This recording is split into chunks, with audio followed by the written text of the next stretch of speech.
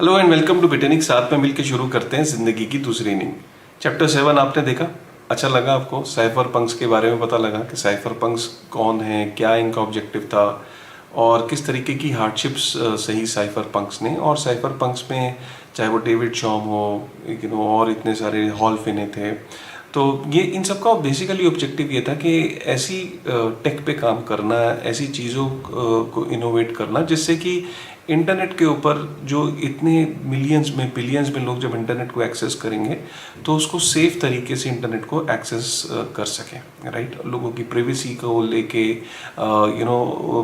लोगों के जो प्रिवेसी को इन साइफर पंक्स का मानना था कि फंडामेंटल राइट है और प्रिवेसी के लिए बहुत काम किया। और बाय द वे जो टेक्नोलॉजी जैसे क्रिप्टोग्राफी, हैश एल्गोरिथम्स और जितने साइबर सिक्योरिटी के आज की डेट में आप स्टैंडर्ड्स देखते हैं, जो क्रेडिट कार्ड के पीछे, डेबिट कार्ड के पीछे, पेमेंट इंफ्रास्ट्रक्चर के पीछे जो टेक्नोलॉजीज़ हैं, इन सबको कहीं ना कहीं साइफर पंक्स ने इनोवेट किया।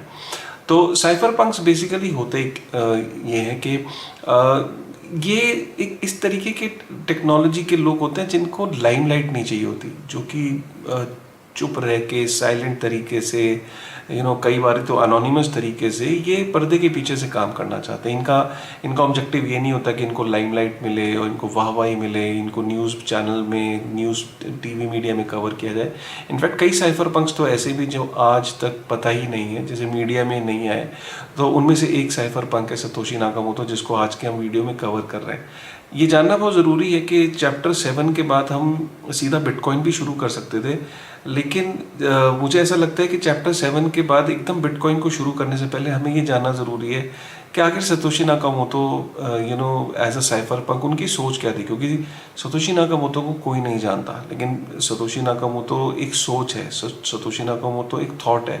सतोशी नाकामोटो आज अगर आप आंखें बंद करो तो शायद आंखें बंद करके एक पर्सनालिटी को ड्रॉ करने की कोशिश करोगे सतोशी नाकामोटो की। और ये चीज़ उस टाइम पे भी काफ़ी सारे साइफर पंक्स ने जो उनके साथ ईमेल पे इंटरैक्ट करते थे, उन्होंने एक पिक्चर ड्रॉ करने की कोशिश करी सतोशी नाकामोटो की। सतोशी नाकामोटो का विजन और मिशन क्या था उसकी चर्चा हम करेंगे, ताकि आपको बिटकॉइन पे जाने से पहले थोड़ा सा ये पता लग जाए कि जस्ट साइफर पंक्स और साइफर पंक्स के बाद ऐसा क्या हुआ कि सतोशी नाकामोटो इन्हीं साइफर पंक्स में से जब जो निकला, वो उस इंसान की क्या सोच थी और किस तरह की वो उसकी इमेज थी, किस तरीके की उसकी बातचीत थी, ताकि आपको थोड़ा सा एक क्लैरिटी मिल जाए। देखिए, साइफर पंक्स जैसे कि मैंने बोला कि अनोनिमस रहना पसंद करते थे, उसी में सतोशी नाकामोटो ने भी अपने आप को अनोनिमस रखा। लेकिन क्योंकि साइफर पंक्स मेलिंग लिस्ट को आप इस तरीके से समझिए कि एक तरीके का टेलीग्राम ग्रुप हो गया या व्हाट्सएप ग्रुप हो गया। तो बेसिकली इस ग्रुप के अंदर जैसे होता है ना, आज की डेट में हम ग्रुप्स होते हैं हमारे, तो उस ज़माने में व्हाट्सएप वगैरह, चैट वगैरह तो होती नहीं थी, तो उस ज़माने में मेलिंग लिस्ट होती थी। तो मेलिंग लिस्ट में Satoshi Nakamoto was also there. और सतोशी नाकामोटो वहाँ पे जितने अलग अलग तरीके के जो लोग थे वो अलग अलग इनोवेशन की बातें करते थे। ऐसा नहीं कि bitcoin bitcoin is the only attempt. Bitcoin से पहले भी बहुत सारी ऐसी अटेम्प्ट्स थी, जैसे कि बिट गोल्ड थी, डिजी कैश थी। इस तरह की बहुत सारी इनोवेशन पहले भी कोशिश की गई कि किस तरीके से एक डिसेंट्रलाइज मॉनेटरी नेटवर्क जो है बनाया जाए। और बिटकॉइन की तरह, जैसे आप बिटकॉइन को आज जिस तरीके से देखते हो, तो ऐसी अटेम्प्ट्स पहले भी साइफर पंक्स ने करी, लेकिन वो फेल हो गई किसी ना किसी रीज़न से। सो ये आपस में जैसे व्हाट्सएप ग्रुप के अंदर आप बातें करते हो, तो वैसी मेलिंग लिस्ट पे ये काफ़ी सारे साइफर पंक्स एक दूसरे की जो इनोवेशंस थी, एक दूसरे की सोच थी, एक दूसरे के आइडियाज़ थे, उन पे चर्चा होती थी। तो ये बहुत ही फैसिनेटिंग तरीका है, क्योंकि उस ज़माने में जब टेक्नोलॉजी में व्हाट्सएप, टेलीग्राम ग्रुप नहीं होते थे, तो एटलीस्ट मेल के थ्रू ये लोग आपस में कम्युनिकेट करते थे कि आई हैव अ आइडिया, तो कहता था नहीं इस आइडिया में ये फ्लॉ है, तो इस तरीके से होता था। ठीक है, तो आप ये समझ के चलिए कि ये कोइंसिडेंस कहेंगे कि 2008 के अंदर जब 31 अक्टूबर 2008 को एक साइफर पंक मेलिंग लिस्ट थी, उस मेलिंग लिस्ट के अंदर जब बिटकॉइन का वाइट पेपर जो है वो रिलीज़ होता है। देखिए, कोई भी आप मकान बनाते हो तो आप नक्शा बनाते हो ना, पहले आर्किटेक्ट से उसका नक्शा पास करवाते हो, बनवाते हो कि घर बनेगा कैसे। तो कोई भी चीज़ जब बनती है तो उसके पीछे की कोई कंपनी आपको बनानी है या कोई स्टार्टअप आपको शुरू करना है, तो आपको पहले उसका एक बेस लेवल पे काम करना पड़ता है ना, बेस लेवल पे। तो सिमिलरली अगर आपको बिटकॉइन जैसी कोई चीज़ बनानी है तो सतोशी नाकामोटो ने अपनी जो सोच है उसको एक वाइट पेपर के फॉर्म में 31 अक्टूबर 2008 को रिलीज़ किया, पब्लिश किया। जो मेलिंग लिस्ट है जो साइफर पंक्स की थी, वहाँ अकेला Satoshi Nakamoto was not the only cypherpunk, वहाँ बहुत सारे और भी साइफर पंक्स थे, राइट। और उस वाइट पेपर को रिलीज़ किया, और उस वाइट पेपर में 9 पन्नों का वो वाइट पेपर था। तो जो मेजर कंटेंट है वो तो 8 पन्नों में ही है।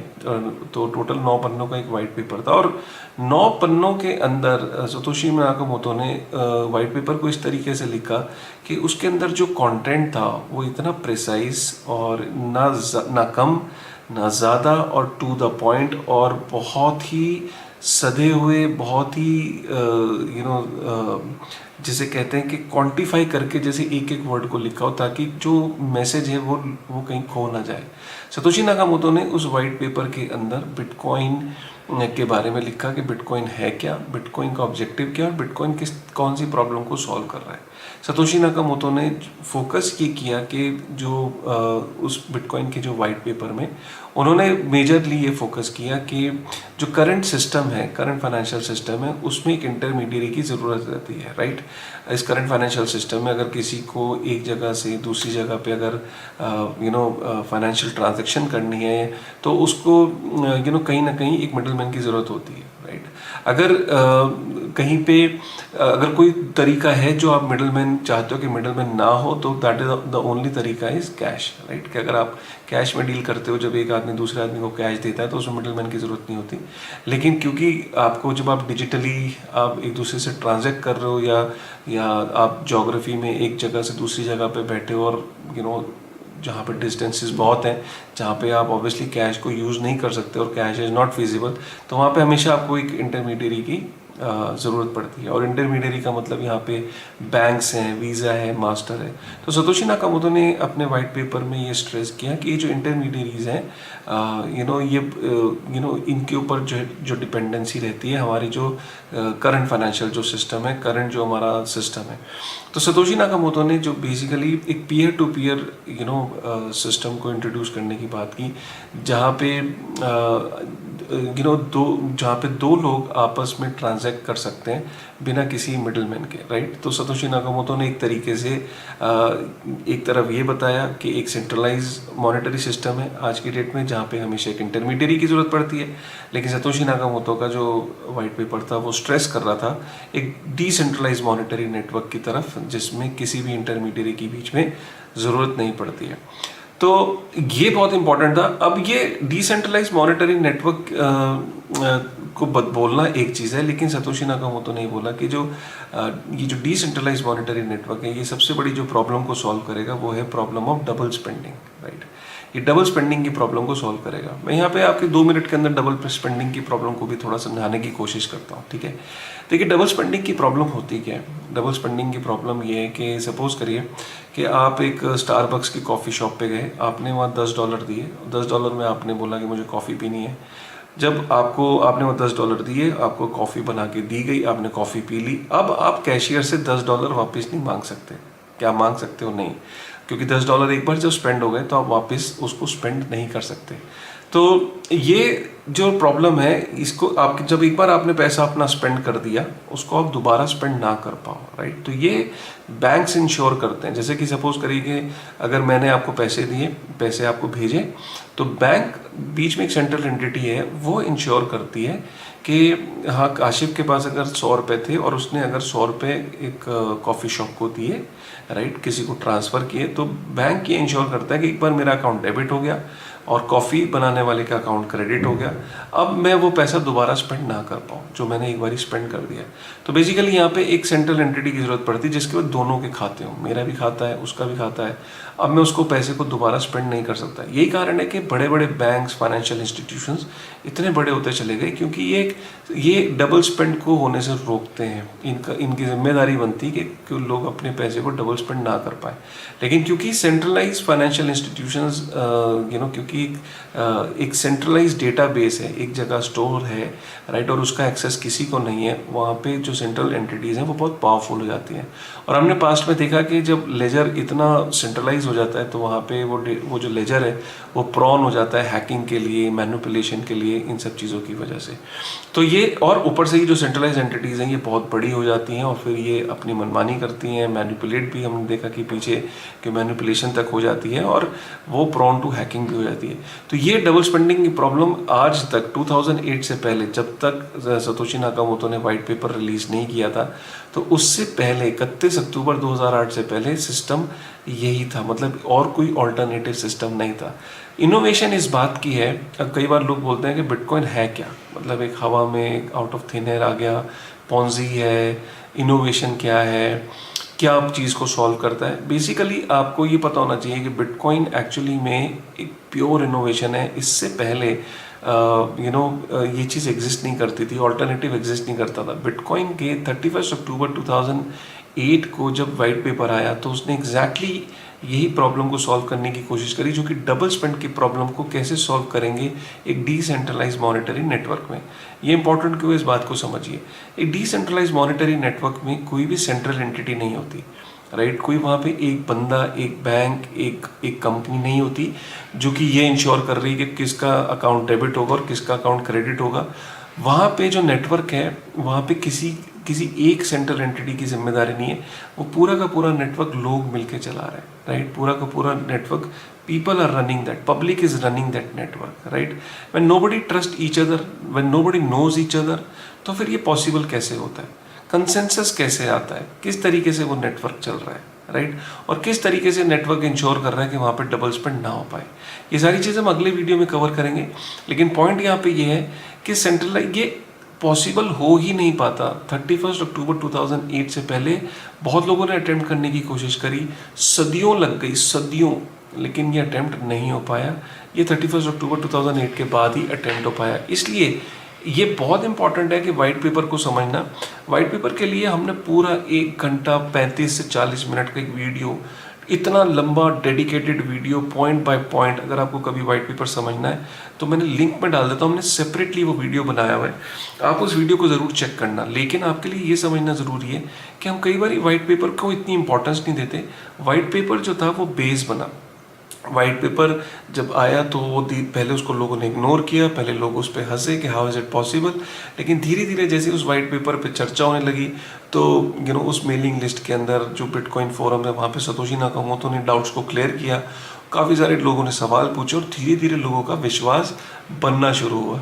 यही कारण है कि वाइट पेपर लॉन्च होने के बाद से लेके जनवरी 2009 में पहली बार जो बिटकॉइन है वो ऑपरेशनल हुआ था, राइट। तो 2009 से पहले काफ़ी सारी उस अक्टूबर में आया था, तो नवंबर दिसंबर 2 महीने के आसपास सिर्फ वाइट पेपर पे चर्चा होती रही और 2009 में जो है वो पहली बार बिटकॉइन अप एंड रनिंग था, right. Bitcoin was actually the network was up and running. So ये बड़ी इंपॉर्टेंट बात है कि जो वाइट पेपर है वो वाइट पेपर क्या था, वाइट पेपर एक बेस था, क्योंकि वाइट पेपर का आना ज़रूरी था। वाइट पेपर में पूरी जो स्ट्रक्चर है प्रूफ, जैसे कि माइनिंग कैसे होगी, किस तरीके से बिटकॉइन का जो नेटवर्क है वो ऑपरेट करेगा, कैसे उसमें जो सिग्नेचर्स हैं, डिजिटल सिग्नेचर्स हैं, उनका क्या रोल है, किस तरीके से वो ऑपरेट करेगा, उसमें पूरी पॉइंट बाय पॉइंट उसके अंदर बताया है। कोई भी आदमी नॉर्मली जाके आप भी बिटकॉइन का वाइट पेपर पढ़ सकते हो। अगर आपको पढ़ने में समझ नहीं आएगा तो आप वीडियो देख सकते हो। आई थिंक वीडियो देखोगे तो ज़्यादा बेटर है, आपको पूरा समझ में आ जाएगा। तो यहाँ से शुरुआत हुई बिटकॉइन के वाइट पेपर की, और बिटकॉइन के वाइट पेपर को एक ऐसा पेज, 1 से 9 पन्ने, जिन्होंने आने वाले टाइम में पूरी की पूरी दुनिया को बदल के रख दिया। क्योंकि आज हम ये जानते हैं कि उस वाइट पेपर का जब रिलीज़ हुआ होगा तो काफ़ी सारे लोगों ने उस पर विश्वास नहीं दिखाया था। इनफैक्ट 2010 तक बहुत ही कम लोग थे, 1 या 2 लोग थे जिन्होंने बिटकॉइन के वाइट पेपर में विश्वास जताया था। और 2010 तक Satoshi Nakamoto time to time खुद ही बिटकॉइन के का जो नेटवर्क था उसको मैनेज करते थे, माइनिंग भी खुद करते थे, लोगों के डाउट्स भी क्लियर करते थे। और 2010 में जाके लगा कि हाँ, जब अब ये जो नेटवर्क है इसमें काफ़ी लोग हो चुके हैं, अब इसमें काफ़ी लोग जिम्मेदारी लेने के लिए तैयार हैं, अब इसमें माइनर्स भी हैं, और अब ये मुझे लगता है कि मेरा टाइम आ गया कि अगर मैं एग्जिट कर भी जाऊंगा तो ये नेटवर्क चलता रहेगा और आगे भी ये रन करता रहेगा, बिना किसी को गुड बाय बोले, बिना किसी को ये बोले कि आज मैं जा रहा हूँ। सतोशी नाकामोटो अचानक इस सिस्टम से निकल गए और इस सिस्टम से वो गायब हो गए। तो ये बड़ा इंपॉर्टेंट है। अब आप सोच रहे हो कि सतोशी नाकामोटो एक्चुअली में कौन था? सतोशी नाकामोटो मेल, फीमेल या कोई ग्रुप ऑफ इंडिविजुअल है? तो बहुत सारे लोगों ने सतोशी नाकामोटो को डिकोड करने की कोशिश करी। कुछ लोगों ने ये बोला कि सतोशी नाकामोटो वैसे तो पता नहीं कि कौन है क्योंकि अनोनिमस है, लेकिन सतोशी नाकामोटो की उम्र करीब 37 ईयर्स की रही होगी जब डोमेन नेम जब बुक कराया था अगस्त 2008 के अंदर, जब bitcoin.org डोमेन बुक हुआ था। तो वहाँ से कुछ अंदाज़ा लगाने की कोशिश की कि he must be 37 years old. And फिर दूसरी चीज़ ये लगाने की कोशिश करी कि बिटकॉइन का जो वाइट पेपर जिस तरीके से लिखा गया और जिस तरीके से फोरम्स के अंदर जो वो इंग्लिश लिखते थे, वो इंग्लिश एक ब्रिटिश इंग्लिश की तरह लगती है, कॉमनवेल्थ कंट्रीज़ में से कोई एक कंट्री हो सकती है। कुछ लोगों ने उनको बोला कि ये ग्रुप ऑफ इंडिविजुअल्स है और जिसमें काफ़ी सारे लोग हैं, ये एक बंदे के बस की नहीं है ये कोड लिखना, एक बंदे की बस की नहीं है ये वाइट पेपर इतना सटीक, इतना परफेक्ट वाइट पेपर लिखना। तो इसमें काफ़ी सारे लोग ब्रिटिश हैं और ये मिक्स एथनिसिटी के लोग हैं। लेकिन कुछ लोगों का मानना है कि नहीं, सतोशी नाकामोटो ब्रिटिशर था क्योंकि जिस तरीके से उसकी इंग्लिश थी। कुछ लोगों ने यहाँ भी डिकोड करने की कोशिश करी कि सतोशी नाकामोटो की मेल्स एक पर्टिकुलर टाइम पे आती थी, तो उस टाइम पीरियड को डिकोड करने की कोशिश करी कि वो टाइम पीरियड वो कौन से जोन में वो एक्टिव रहता था। तो जब वो देखा तो जापान के अंदर अगर वो टाइम फ्रेम देखा जाए तो 2 बजे से 8 बजे के बीच का टाइम होता था। तो बहुत सारी चीज़, मतलब ऐसी बात नहीं कि सतोशी नाकामोटो को ढूंढने की कोशिश नहीं की गई या सतोशी नाकामोटो को पहचानने की या डिकोड करने की कोशिश नहीं की। अलग अलग थ्योरीज हैं, अलग अलग कहानी है। यहाँ तक कि अमेरिका की एक मैगजीन ने तो एक बंदे को ही पकड़ लिया और पकड़ के उसके घर में पहुँच गए इंटरव्यू लेने, और पूरा कैमरा लाइमलाइट, और इनफैक्ट पूछताछ के दौरान पता लगा कि सतोशी नाकामोटो वो नहीं था। और जस्ट दैट कि ही लुक लाइक जापानीज और उनका नाम कुछ सिमिलर था, तो उस वजह से एक न्यूज़ मैगजीन ने ऑलमोस्ट उनको लाइमलाइट में ले आए थे, which was obviously not ethical. बहुत सारी फिलोसफीज, बहुत सारी थ्योरीज रही। सतोशी नाकामोटो का गायब होने का सिर्फ एक ही रीज़न ये था कि सतोशी नाकामोटो नहीं चाहते थे कि वाइट पेपर किसी भी तरीके का एक बायसनेस आए, एक जजमेंटल बन जाए। जनरली ह्यूमन साइकी इस तरीके की होती है कि जब ये पता लगता है अरे ये तो चाइनीज़ था, ये तो अफ्रीकन था, तो एक तो बायस बन जाता है। दूसरी चीज़ सतोशी नाकामोटो को ये भी पता था कि अगर ये डिसेंट्रलाइज मॉनेटरी नेटवर्क बन जाएगा तो कि अगर ये सक्सेसफुल हो गया तो there could be a threat to his life, there could be a threat के कुछ गवर्नमेंट्स उसको उठा के प्रिजन में डाल दें। और उसके लिए ये भी इम्पोर्टेंट था, वो सोचता था कि अगर मैं जिंदा रहा तो it will feel like it will be more like a centralize system, कि लोग मेरे पे रिलाई करेंगे हर चीज़ के लिए, they will not take the owners. तीसरी चौथी चीज़ है कि उसको एक पर्सनल इनसिक्योरिटी भी थी कि अगर ये नेटवर्क सक्सेसफुल हुआ तो हो सकता है उसको उसकी लाइफ को थ्रेट हो। और ये बहुत सारी चीज़ें थी। और आज अगर आप रियलाइज़ करो तो सतोशी नाकामोटो का नहीं होना was a very good decision, because अगर आज हम बोलते हैं कि पूरी तरीके से I think bitcoin is the only network which is completely decentralized, not dependent on anybody। तभी यही है कि अगर आप SEC को देखो यूएस के अंदर, कैरी गैंसलर का भी कहना है या बाकी CFTC के चेयरमैन का भी कहना है, कमोडिटी फ्यूचर्स ट्रेडिंग कमीशन के चेयरमैन का कहना है कि bitcoin is the only commodity. और कहीं ना कहीं उस कमोडिटी को बनाने में सतोशी नाकामोटो को ना होना एक बहुत बड़ा इंपॉर्टेंट रोल प्ले किया है। सो ये है सतोशी नाकामोटो का बैकग्राउंड, सतोशी नाकामोटो का वाइट पेपर, उसकी कहानी। अगले वीडियो में हम बिटकॉइन को कवर करेंगे डिटेल में और बिटकॉइन की अलग अलग डेफिनेशंस सुनाऊंगा आपको। कोई एक पर्टिकुलर डेफिनेशन नहीं, बहुत इंटरेस्टिंग होगा अगला वीडियो। आपको ये वाला वीडियो कैसा पसंद आया, बेस कैसा लगा, अब हम आगे की चर्चा और इम्पोर्टेंट होने वाली है, लेकिन सतोशी नाकामोटो के बारे में, वाइट पेपर की इम्पोर्टेंस के बारे में और थोड़ा सा बेस देना आपको ज़रूरी था, ताकि अब आप बिटकॉइन को और आने वाले आगे जो वीडियो उनको बेहतर तरीके से समझ पाओ। कैसा लगा वीडियो प्लीज़ लाइक ज़रूर करेगा, कमेंट करेगा। आपके कमेंट्स और आपके लाइक एक बहुत बड़ी मोटिवेशन का काम कर रहे हैं, क्योंकि ये वीडियो सीरीज़ लंबी है, 50 वीडियो बनने हैं, मोटिवेशन बहुत ज़रूरी है। कमेंट करके ज़रूर बताइएगा कि कैसे लग रही है ये सीरीज़। राइट, मिलते हैं एक नई वीडियो के साथ। इसी चैप्टर को आगे बढ़ाएंगे और अपनी लर्निंग को भी आगे बढ़ाएंगे। With this thought, thank you very much.